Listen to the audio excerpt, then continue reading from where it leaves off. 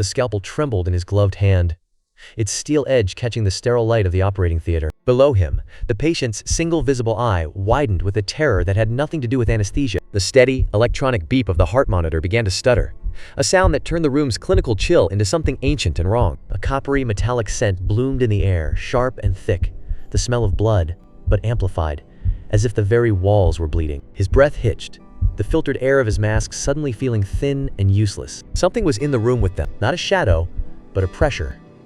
A dense, living silence that pressed against his eardrums and made the instruments on the tray seem to vibrate. Every instinct screamed to run, but his feet were rooted, his training erased by a primal dread that seized his muscles and locked his joints. This is the moment a surgeon's hands froze.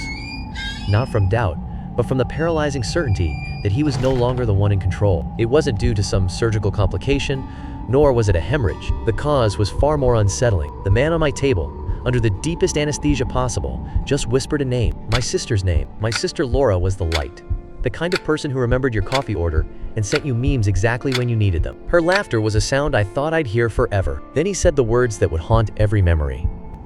I didn't mean to push. The air in the room grew thick with the scent of ozone and something else, the metallic tang of dread. My name is Mark. For 7 years, my existence has been a hollow echo defined solely by Laura's absence. She vanished after a party in Austin, her disappearance an open wound that never scabs. The police found her car abandoned near Lake Travis, the driver's seat cold and the air inside thick, with the scent of damp upholstery and something faintly metallic. That empty shell by the water became the tombstone for the life we were supposed to have. No body, no suspects, just a silence that swallowed my family whole. I became a trauma surgeon, maybe to fix what I couldn't fix for her. In the chaos of life, I carved out my sanctuary. The OR. It was controlled, predictable, quiet. Every instrument had its place.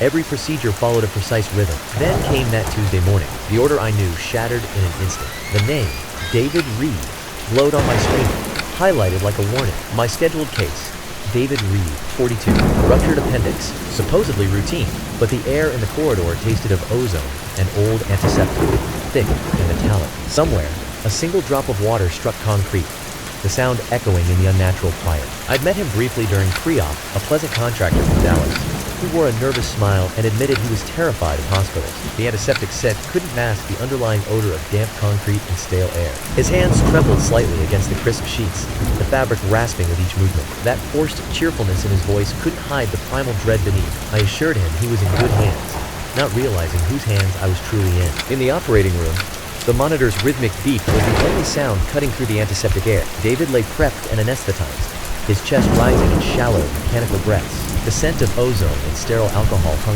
thick, masking something else beneath a faint, metallic tang. Mark and his team moved with practiced, unnerving calm. Soothing ambient music hummed softly in the sterile air.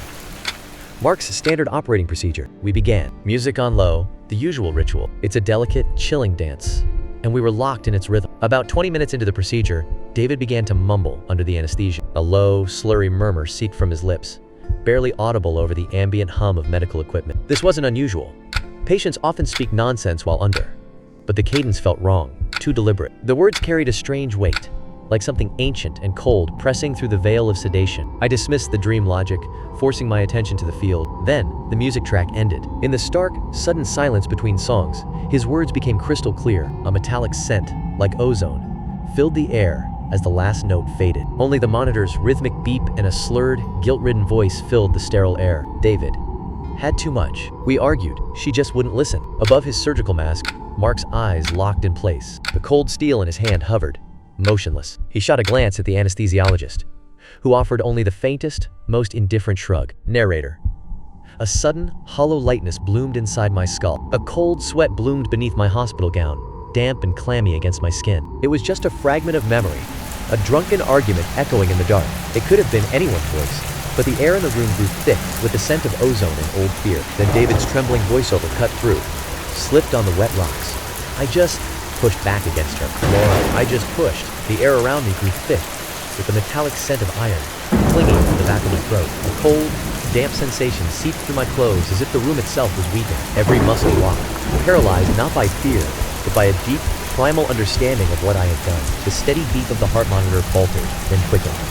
A frantic rhythm that was my own, not the patient's. Laura. The name struck me with the force of a physical blow, a visceral impact that stole the air from my lungs. My Laura, the sterile scent of antiseptic vanished, replaced by a sudden, inexplicable smell of damp earth and ozone. The world constricted, the operating theater collapsing into a suffocating tunnel of dread. The blue drapes hung heavy with a metallic scent of blood.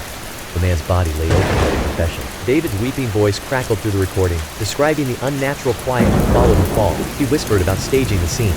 The car, the lake, the jagged rocks that would tell the wrong story. Every detail was a calculated brushstroke in his grim masterpiece of deception. Every detail aligned perfectly with the police theory I'd contested for years. This wasn't a dream. It was a memory, oozing from him like the infection we were carving from his abdomen. The sterile air grew thick with the scent of iron and something faintly sweet. My fingers went numb around the scalpel as the truth settled in my gut. The power of life and death was literal, held in my trembling hands. My fingers were buried inside her killer's body. The sterile scent of ozone and blood filled my lungs. One slip, one intentional, minute shift of the blade near the iliac artery, and it would be over. After 7 long years, justice lay quivering beneath my steel. The anesthesiologist, Dr. Chloe, noticed the unnatural stillness. A metallic scent, sharp as ozone, cut through the sterile air. Her voice, muffled by the mask, was a fragile thread in the heavy quiet. "Mark, you okay? Your vitals are stable, but you're ghostly pale." Chloe's voice jolted me from the trance. My gaze shifted to the team surrounding the bed. The nurse with her clipboard, the resident adjusting the monitor. The antiseptic air carried a faint, metallic undertone that made my stomach tighten. Their professional calm felt like a thin veneer over something they weren't saying. They waited, oblivious, for my next move. I stood at the edge of a precipice I never knew existed. The medical oath I swore screamed in one ear. First, do no harm. The raw, grieving voice of my father clawed at the other. He took everything.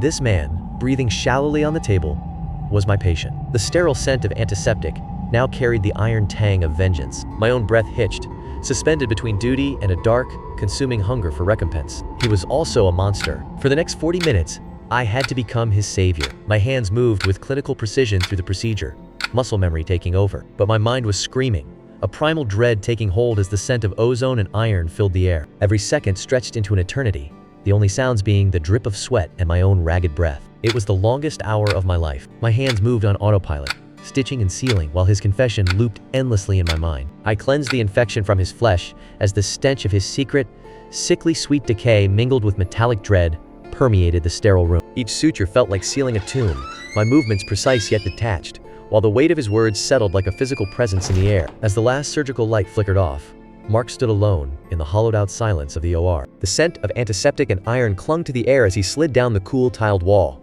his scrubs damp with sweat. He stared at his gloved hands, the instruments of a mercy he never thought he'd grant. Later, in the quiet of a borrowed office, the weight of what he had done settled into his bones like a deep, permanent cold. From my hospital bed, I phoned the Austin cold case detective, my voice low and steady. I recounted every slurred, guilty word I'd overheard, the metallic scent of ozone still clinging to my memory. Each syllable dripped with decades-old secrets, sticky with unspoken horror. The detective listened without interruption, then spoke the words that changed everything.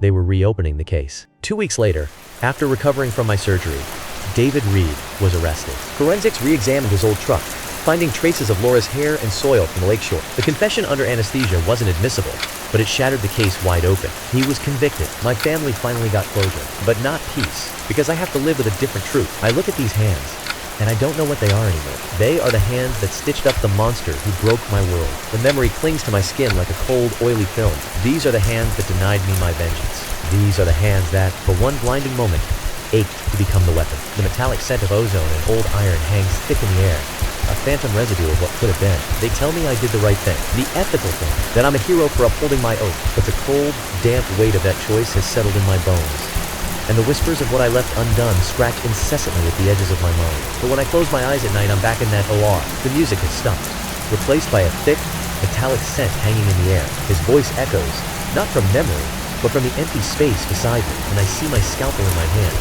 its point hovering over the artery that could have ended it all. The ghostly blue light of a monitor washed over the room. Narrator. So I have to ask you, the question that haunts me every single day. What would you have done in my gloves? The screen faded to black as the heart monitor's single, steady beat continued, then cut to silence.